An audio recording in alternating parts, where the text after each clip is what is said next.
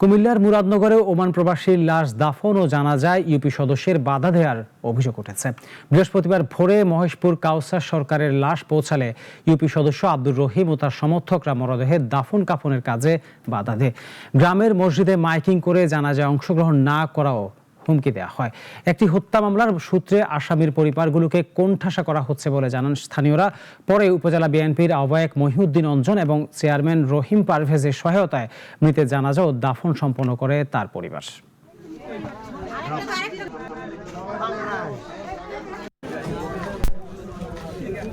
একটা পুকুর 7-8-9টা পুকুর পানিও দিতে দেয় না, মাছের আদারও দিতে দেয় না।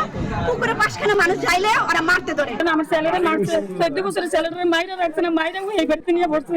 যেই হোক আমরা ইনশাল্লাহ এটা কঠোর হস্তে দমন করব।